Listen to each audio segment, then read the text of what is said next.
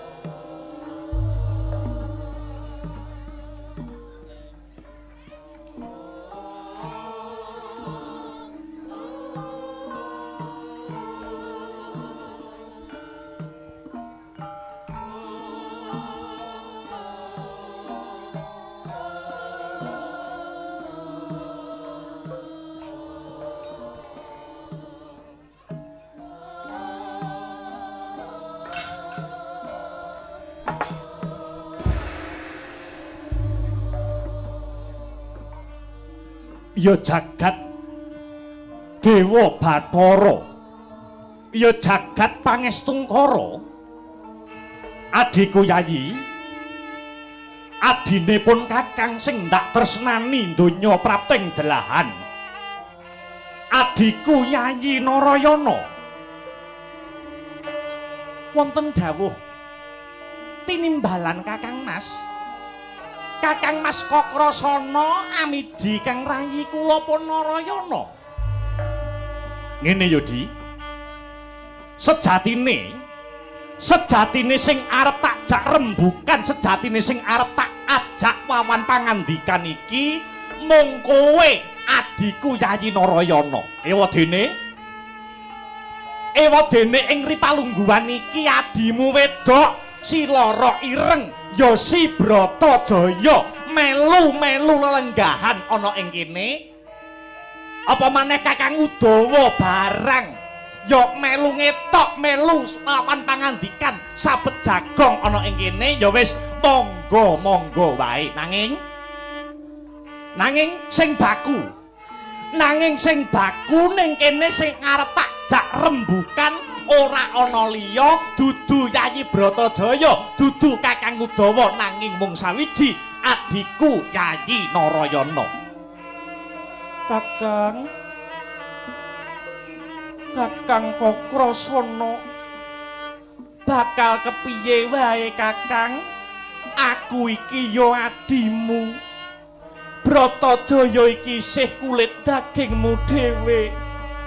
Mbok menawa ana rerembukan apa wae karepku Bratajaya ya si Lara Ireng ya kudu ngerti.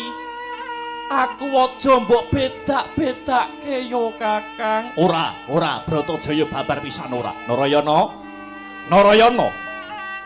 Kados pundi Kakang Mas amiji dumateng rayi kula pun Narayana. Kowe dina iki adoh ndak awe, cerak-cerak saya ndak raketake mokal yen ora ana babakan kang wigati sing bakal tak andharake marang adiku Yayi Narayana. Kok sajak wigati sanget. Sumangga kula aturi paring pangandikan Kakang Mas. Narayana, kula wonten dawuh. Babakan sing arep tak kandhakake marang kowe ora ana liya magepokan kelawan tumindak lan pakarti. Tumindakmu pakartine adiku Sinarayana kang nalisir saka garising bebener, kang nalisir saka garising kautaman, uwal saka paugeran, nerak marang pernatan utawa aturan. Loh, yen sing wadul marang aku, yen sing wadul karo Kakrasana iki trima wong-wong lumrah. Tartamtu wae ora bakal tak pikir Narayana, tartamtu wae ora bakal tak gagas. Nanging bareng sing dawuh tetungguling para ulama, tetungguling para kiai, apa sing kaya ngene iki kudu ora tak gatekake Narayana.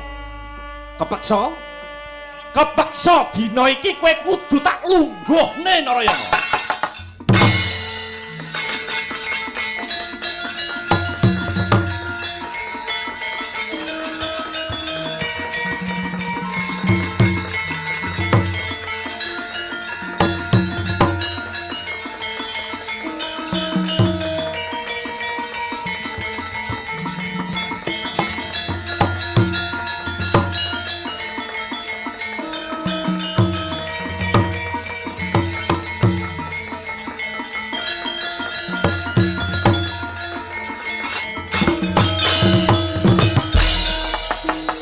Dari jasra riwut urwati rawat wawati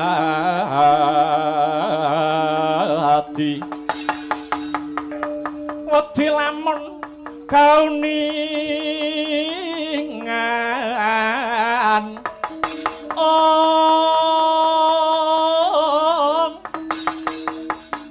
mring sang hambek ngumelati tan mandi Pinardi bloko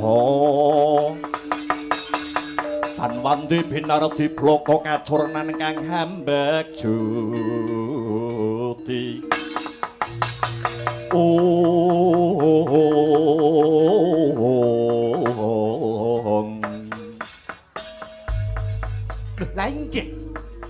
Lah inggih monggo kemawon Kakang Mas. Punapa ingkang dados keparengipun Kakang Mas Kokrasana badhe ngendika menapa kemawon monggo kula dherekaken. Kersawa paduka Kakang Mas Kokrasana paring pangandikan dhateng Kang Rayipun Narayana. Kang Rayipun Narayana menika namung ngrungokke mawon. Ora nggih marem kemawon to? Ha wong ming gawean ngrungokke niku nak mujudake gawean sing paling sekeca. Mung ngrungokke wae niku mujudaken pedamelan sing paling kepenak dhewe Kakang. Lah iki lho. Ning kene iki. Omonganmu sing ngono kuwi wis mujudake kenyelengetan mungguhe pangrasa kuna. Narayana. Kang, karo dulur ki mbok ora usah bengok-bengok ngono kuwi to, Kang. Arep dikaya ngapa lan kepiye? Dulure ki omong telung glintir. Engko nek ana ruwet renteng Kakang Udawa ya melu urun rembug. Mbok sing penak dirungokke kuping aja kok terus pepuntone. Rang, Bratajaya. Kowe iki melu omong barang iki ngopo? Cah wedok melok-melok guneman, cah wedok melok-melok urun rembug. Mbok ning pawon-pawon ngono. Gawe-gawe wedang ngono lho. Wedange yaene dalange ya urung metu wedange. Melu muni barang. Melu omong. Narayana. Kula wonten dawuh. Sumrupa ya, Di. Negara kuwi bakal tentrem, donya kuwi bakal ayem yen to wong-wonge mau padha tumindak sing bener. Wong-wonge mau tumindak sing padha jujur. Tah, leh jujur piye? Hah? Yen adine Kokrasana wae wis mbudaya nyang Malima. Kulina nglakoni laranganing agama, kulina nglakoni larangan negara. Malima mujudake sukertaning urip. 1 madat, 2 madon, 3 minum, 4 main, 5 maling, malah para pinter nambahi mo 7 mangani lan mateni. Mara coba saiki gagasen. Kapinujon wilayah Widara Kandang kene iki sing dipercaya ora ana liya kejaba mung Kakangmu Kokrasana. Ana ing wilayah Widara Kandang kene sing dipercaya ora ana liya kejaba mung Kakangmu Kokrasana. Ning yen adiku adine Kokrasana nglakoni Malima, njur piye? Hah? Njur piye lek arep nuturi wong pirang-pirang njur kepiye? Tumindakmu sing kaya ngono kuwi nyabu barang. Nyuntekake cairan ning ragamu teman marake kengliyengane sirah. Jare iso ngrasake nikmat kaya ning kasuwargan ning sejatine kabeh mau amung semu ing samudana. Pancen yen tak sawang. Yen tak sawang semune sing diserang ki bocah nom-noman wis dhisik. Yen wis cah nom-nomane padha bubrah uteke pedhot urat sarape ora nganti 15-an taun negarane dhewe iki bakal ambruk krana sing diarep-arep nerusake labo-labet iki wis babar pisan ora nono Narayana. Madon semono uga, medok semono uga. Yen to pancene kowe iki adiku Narayana, kowe iki wis wani rabi. Lho, kowe iki rabia lho no. Yen pancen kowe wis wani rabi, kowe iki ndang rabia. Ora kok anake wong mbok gawane ngalor ngidul, anake wong sing prawan-prawan mbok rusaki. Jaganen jenenge masmu jaganen to, Dik, Dik. Jaganen, Masmu ki calon dosen lho.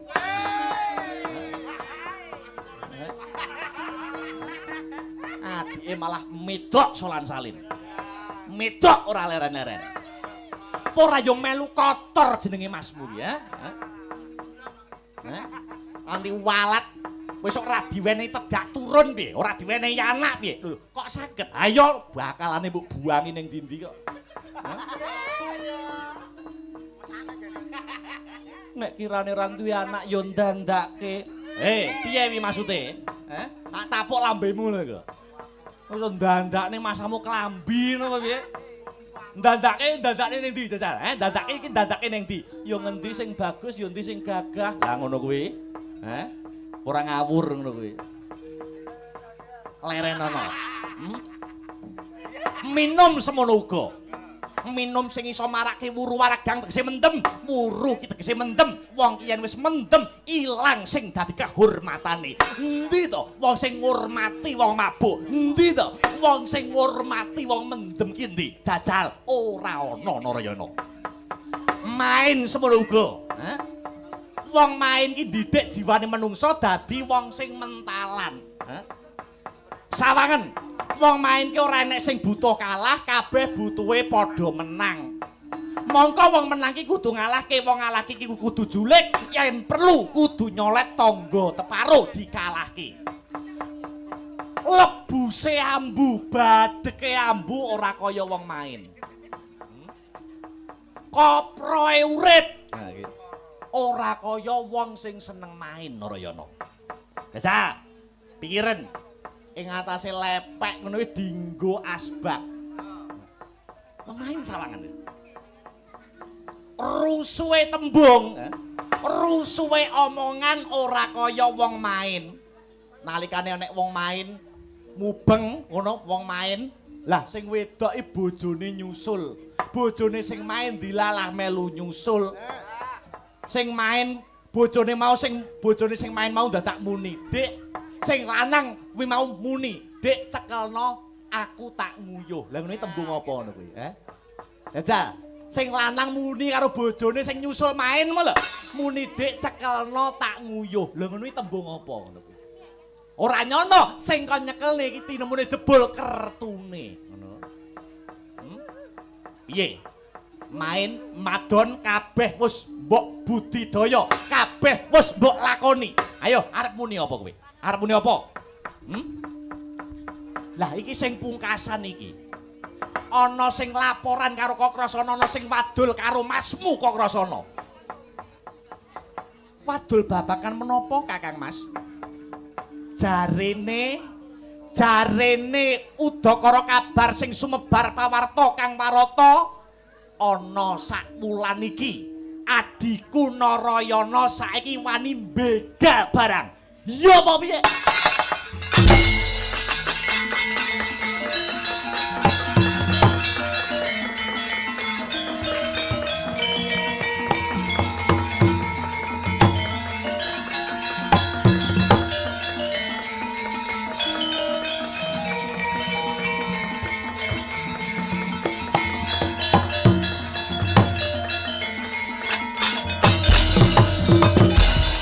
Atangmu ora entena becik besok amendem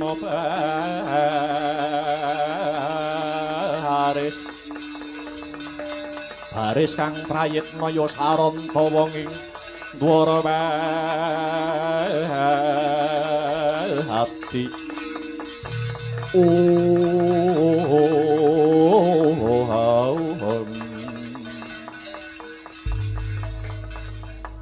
menapa sampun rampung anggenipun paduka nuturi Kang Rayipun Narayana? Menapa sampun rampung Kakang Mas Kokrasana anggenipun dukani, anggenipun nuturi paring tutur kang sarta sembur dhateng ing rayi kula pun Narayana? Lah iki lho. Tembungmu mung seklimah ning gawe nyelekit le.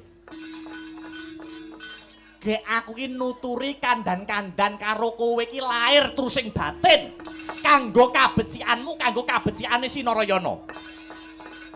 Lah kok lehmu nyauri napa sampun rampung ngono kuwi kowe ngremehke aku. Ya ngono apa piye?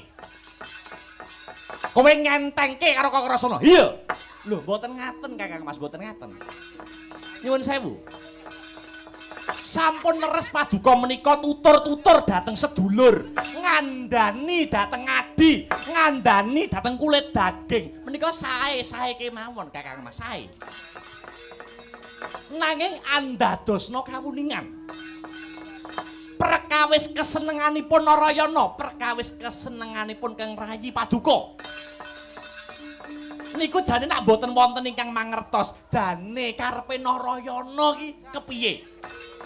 Kok nganti Narayana nglakoni limo sing dadi laranganing agama kang santur larangan negara.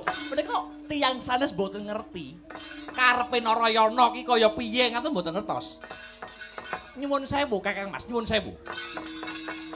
Sampun malih kok panjenengan. Sampun malih kok panjenengan. Dewa to.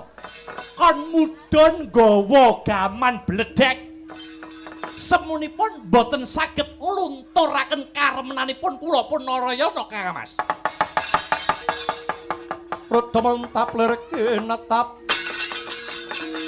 Tukhoyaya sinipi.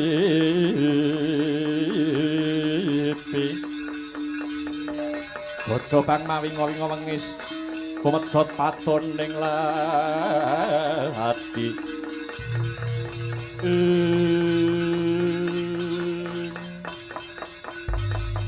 Yoh Narayana ya.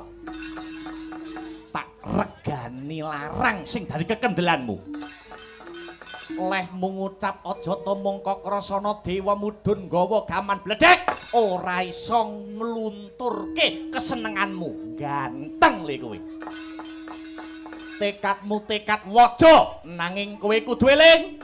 Nanging Narayana kudu eling. Ayem tentrem kendo kenceng benjo bundring widara kandang. Kok Rasana sing duwe tanggung jawab. Sing kena tak arahke yen perlu tak wenehi ganjaran ning ambako sedulur. Ambako adi lanang kok mengkang-mengkang dituturi ora kena. Malah dadi sukertaning desa. Prayogane kowe dina iki minggato. Kowe minggato tekan wilayah Widara Kandang ini. Ora minggat, janji Narayana ora gelem minggat dingklek guri nyampar rambut derajat apa.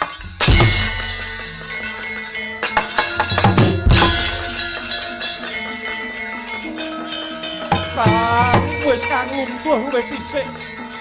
Yang satelek dituturi ora kena. Wis lungguh wis dhisik lho, Kang.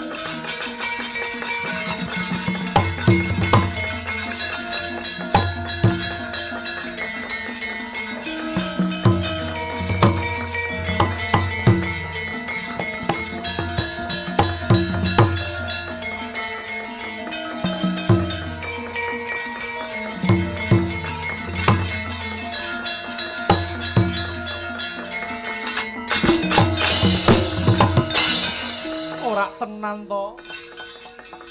Adimu wedok sireng wis ora mandhek-mandhek nek nuturi karo Kakang Kok Rasana. Aja regecekan padha dulur. Aja tukaran karo kadang. Ana rembug ki mbok ya dirembug, ana perkara ki mbok dirampungke secara bebarengan. Narayana nyengklak tembungku. Nyangklak sing dadi ucapku aja ta mung diapure Kok Rasana. Yen perlu dewa mudhun nggawa gaman bledhek ora iso ngluluhke kesenengane. Sapa sing ora mbregadak atine? Ngono ya ngono ning mbok ya nganggo. Dasar mbok nggo nganggo wematon. Mbok nggo nganggo irama carane gending. Aja kok terus bengak-bengok sakarepe dhewe ngono kuwi dirungokke tangga teparo saru lho Kakang. Kowe ngerti apa ora? Kowe ngerti apa ora yen to watakku pancen ngono kuwi, Bratajaya? Lek watakmu ngono kuwi kowe iso diketing karo wong pirang-pirang. Kowe bisa disrengeni karo wong akeh. Alon boko alon di owahi sing dadi watak wantumu sing getapan kaya ngono kuwi. Lho, kowe kok sajake mbelani kakangmu, he? Kowe kok sajake mbelani Narayana. Upama mbelanana ya wis sak trepe wong aku. Kuwi adine wedok wong Kakang Narayana kaya kakangku. Yen ora gelem belani Narayana minggato pisan ora sah mbok kok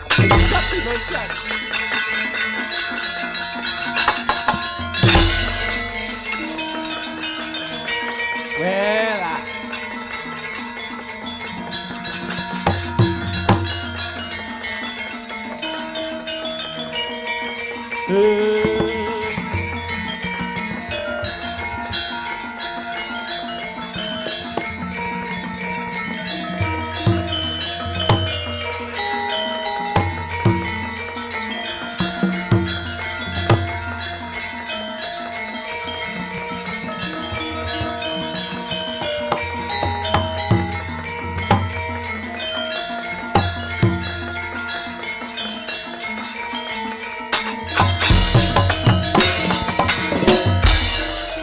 Karata mresta ratanto tantuning utama piti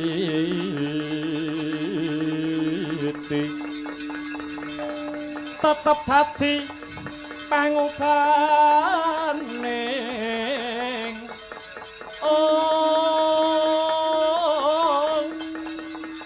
radya tentreming ati tamtu kena dinolado dia seler ulang dadari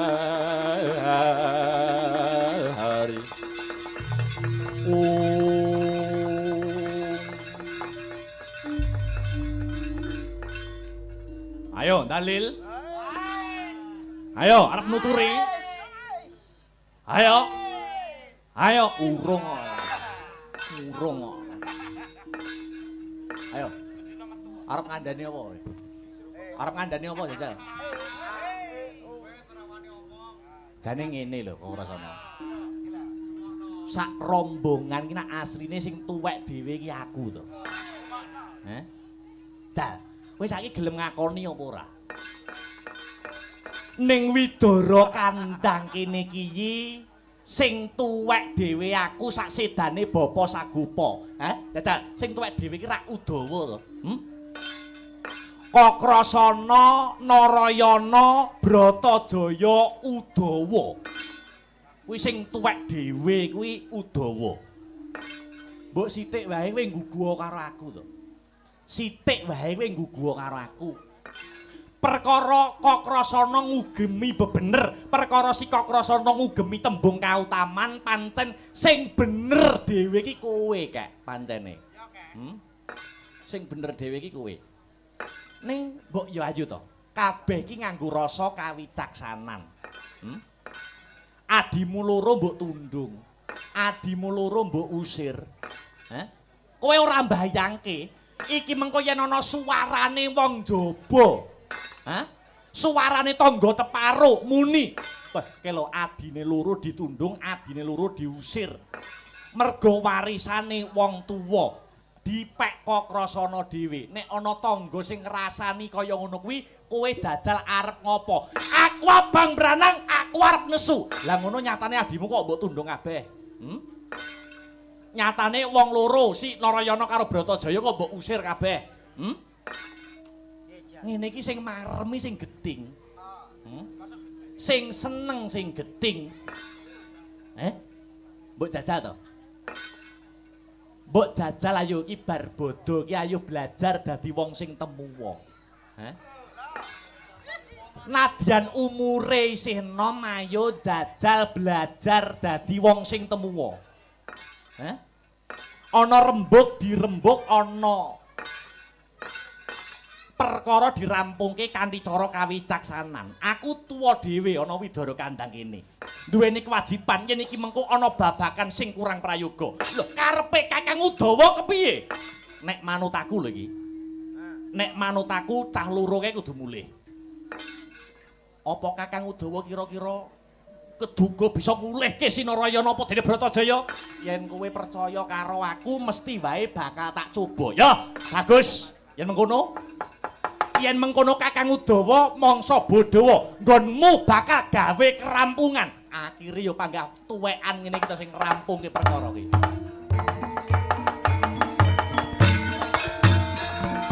Sing arep mereka tantu ampun komo dise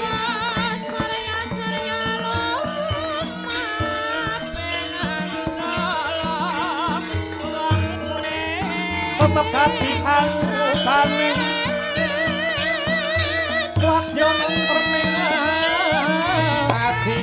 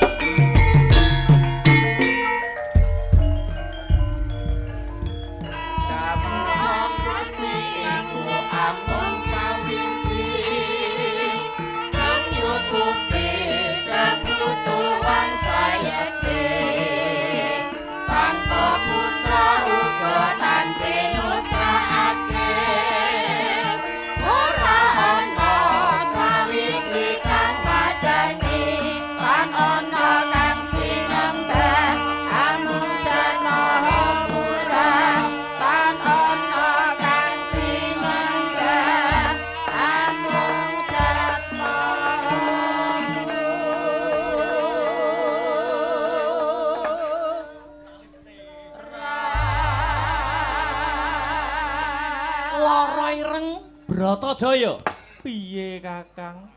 Ana apa, Kowe kok nututi sing dadi lakuku, kowe kok nututi sing dadi lungane Kakangmu Narayana. Aku melu kowe ya, Kang. Aku dina iki ora arep melu Kakang Kokrasana ning aku bakal melu Kakang Narayana. Aku kuwi wong beling lho. Aku kuwi korak, ngerti ora? Ngerti ora? Kotoran rakyat. Sukertaning bumi, leleteking jagat tukang begal. Ora gumun. Ora gumun piye to? Kowe engko nek kelepetan sing dadi regetku, kowe engko nek kelepetan sing dadi dosaku, sing ngomong sapa? Sing ngomong sapa? Lho dikandhani kok. Kowe nengo Widara kandhang, karo Kakang Kokrasana, aku mau pisah karo kowe. Kok iso kaya ngono kuwi dasarmu apa? Wewatonmu apa, Bratajaya? Kakang Kokrasana kerenge ora jamak. Cengkiling banget yen karo adine wedok ya kuwi aku Bratajaya. Aben-aben kleru dikeplak, aben-aben kleru dikeplak, aben-aben salah aku dijeweri. Aku tak melu kowe yo Kang, Kakang Narayana. Udawa. Piye? Kok ya nututi aku pisan iki piye to? Pengumuman. Lah iki. Piye? Enek pengumuman apa? Piye? Narayana karo Bratajaya dina iki kudu mulih. Mulih nyang ndi? Nyang Widara kandhang. Sing ngongkon sapa Kakang Udawa? Sing ngongkon Kakangmu Kokrasana. Aku moh mulih, aku tak minggat ae. Lho, yen kowe arep minggat, aku tak melu minggat pisan, ngono. Aku tak melu kowe pisan. Lho, kowe kok ora melok Kakang Kokrasana? Laris adike kok.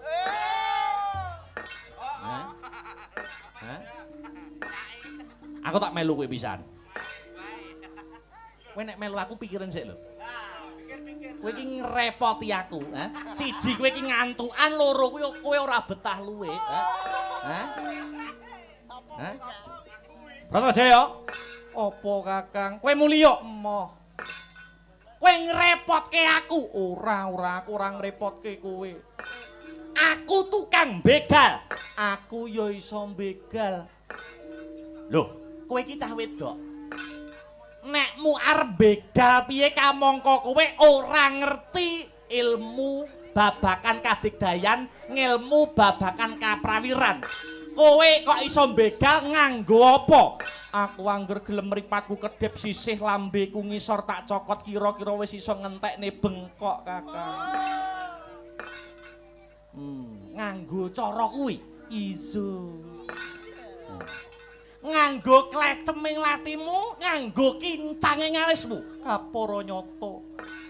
Kaminujen aku karo sing gawe urip diwene rupa sing rada lumayan.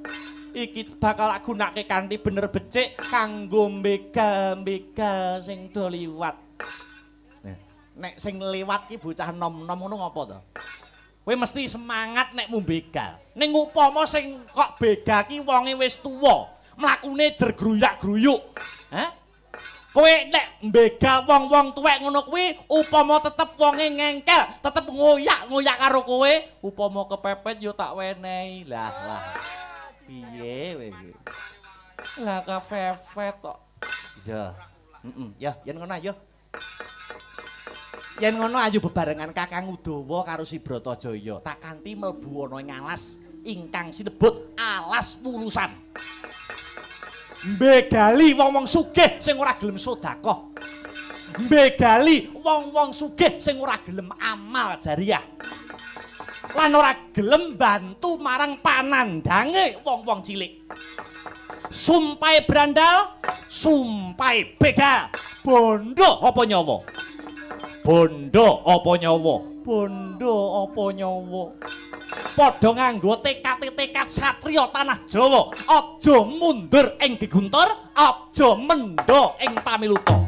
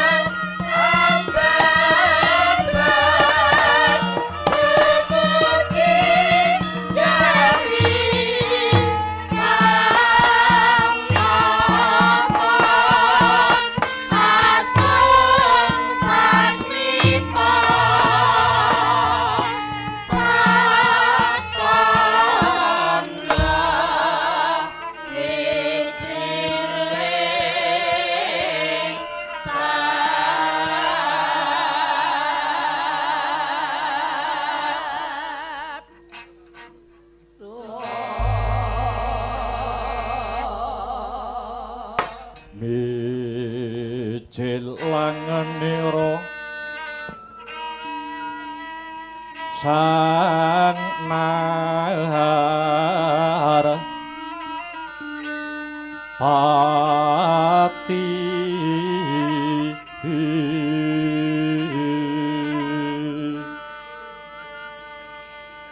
lampah hira alon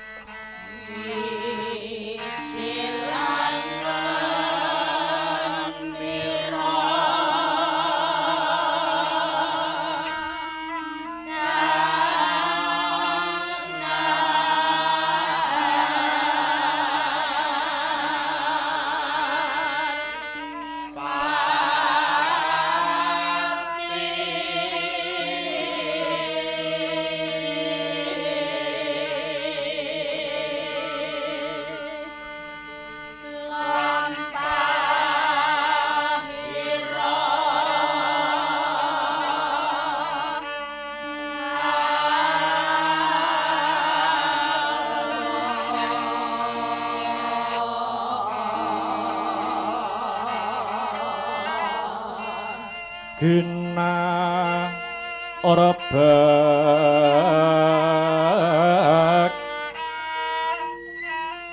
Badaya yuwarna nira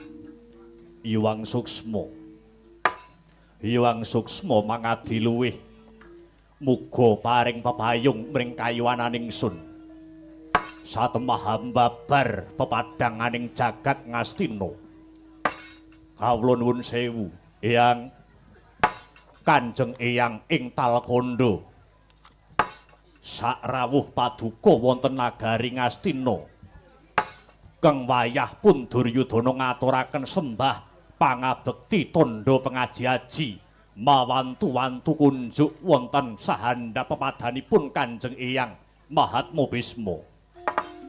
Jagat Dewa Bathara wayah Abathara jagat. Ya putu. Banget panarimaning pun Eyang ewa semono isih kadarman lan pakurmatan kang sira caosake marang pun Eyang. Dasare anggonku prapta ana negara Ngastina pinaringan wilujeng niskala nir ing sambikala balining rembug ora liwat pangestuku mara gage tampanana Duryudana. Inggih Kanjeng Eyang Gorawalan anggen kula mundi kula tampi tangan kalih kula kalungaken wonten ing Jaja kapeteking Wardaya rumeketing Wardaya miwah honorah daging kayuwanan. Mboten langkung sumangga kula dherekaken Kanjeng Eyang lenggah kanthi prayogi Kanjeng Eyang. Ya putu ya. Ndak kira kaya wis ora kurang prayoga anggonipun Eyang Ngabiyantara kaki. Eyang bombonging manah prasasat kejugurukan Wukir Sari kablabaran Samudra Madu kadilemampah ing wanci panglong kepapak ing obor sewu dene dinten sakmangke Kanjeng Eyang Mahatma Bisma kersa anyari rani pribadi rawuh wonten setinggil negari Ngastina. Mboten langkung Duryudana ngaturaken panuwun Kanjeng Eyang. Putu kang sepisan pun Eyang prapta ana Ngastina kene ya mung bakal tilik marang tata titi tentrem kang kagelar ana negaramu Ngastina kene. Lah sakwuse mangkono angka loro pun Eyang mung kepengin ndambuhake tembung alam oneng. Alam kuwi tembung lawas, oneng kuwi tegese kangen. Ya wis merga sawetara wanci datan pinanggya mula ing ripalungguhan iki pun Eyang seba lah ndungkap Kang Triwigati kulup Kang Triwigati pun Eyang banget ngunjukake rasa syukur awet apa awet saka kenugrahaning Hyang Agung. Lah apa to sababe kang mangkono putu? Nalika biyen Pandhawa lan Kurawa anane mung cungkrah, Pandhawa Kurawa anane mung dredah, munggahe Pancabakah. Bareng diteliti kanthi permati tekan jroning ati, tinemune jebul undraning perkara ora ana liya kejaba babakan kraton negara Ngastina iki. Nanging putu, nanging ing ripalungguhan iki ingkang ruwet wis bisa udar, sing peteng wis bisa padhang. Apa to sababe kang kaya mangkono? Merga ing kelungguhan iki Putu Prabu Duryudana wis kelakon Anyakrawati ambau denda ngenyam kawibawan dadi ratu ana ing negara Ngastina. Dasare ya ora kurang sawiji apa. Ewa dene senadyan ta para Kurawa wis ngrasake mangan ngombe seger turu angler, ngrasake urip meger-meger nanging tanpa beda para Pandhawa putu. Tanpa beda para Pandhawa kang ripalungguhan iki, para Pandhawa ya wis bisa ngrasake kamulyan kang sarta kawibawan. Anggone para Pandhawa padha prihatin kang sarta lelaku mlebu ana ing alas Wisamarta. Ya senadyan ing tata lair kuwi mung alas gledekan, jebul kuwi kratoning para lembut, kratone para Gandharwa. Ya kanthi teteken tekun satemah para Pandhawa katekan kang jinangka ing ripalungguhan iki negara Ngendraprasta wis diregem kelawan para Pandhawa. Tah gandeng para Pandhawa lan para Kurawa wis duweni negara dhewe-dhewe. Tegese dina iki wis ora ana dalan kanggo ajange memungsuhan ing antarane Pandhawa lan Kurawa. Sing tak jaluk mung kuwi Putu Prabu Duryudana. Hanjrah Kang Puspita Harum.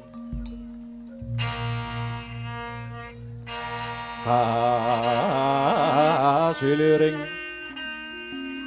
samirana mrek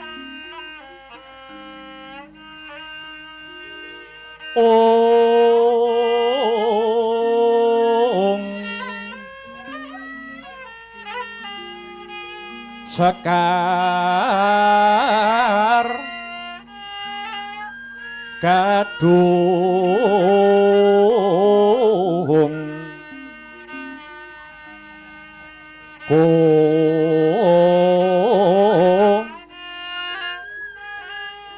ngas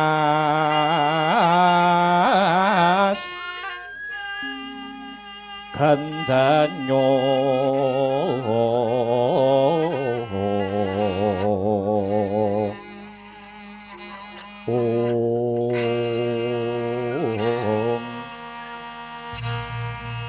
maweh raras renaning driya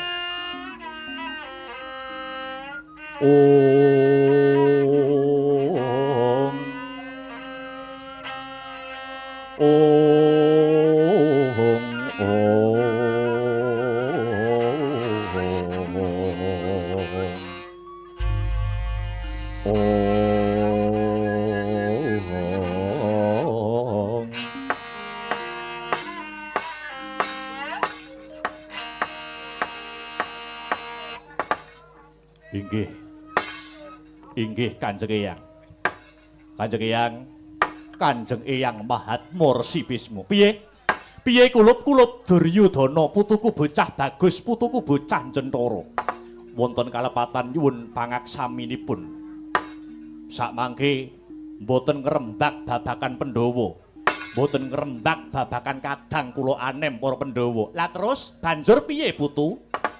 Kula menika murih tentrem kang rasa jenjem ingkang batin kula kersane saged ngrasake mangan iso penak ngombe bisa seger lenggah keprabon bisa ayem temata niku kados pundi Eyang mboten usah ngendika Eyang mboten usah ngendika lehmu dadi ratu kuwi ora resmi mboten usah ngendika menika pangapunten kula cegati pisan kula mboten butuh dikandhani lehmu dadi ratu sejatine ora resmi kula mboten butuh dikandhani babakan niku. Sejatine sing kula butuhke niku namung ngrasake urip bisa ayem, urip bisa tentrem. Nek perkara urip nglenggahi jabatan, nglenggahi kawibawan dados ratu ora resmi niku jagat menika umbrukan. Ora mung kang mujudake derajat kang sarta pangkat, ora mung dadi ratu sing ora resmi. Jagat engko maneka warna. Bojo sing ora resmi umbrukan. Nyun sewu kula cegati pisan.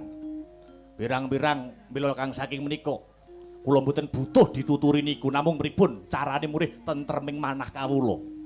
Anggen kula ngembat pusarane ngadil wonten ing negari Ngastina kudu lewat dalan sing kaya kepiye. Ngono to nduwun inggih lakar kados mekaten. Bagus.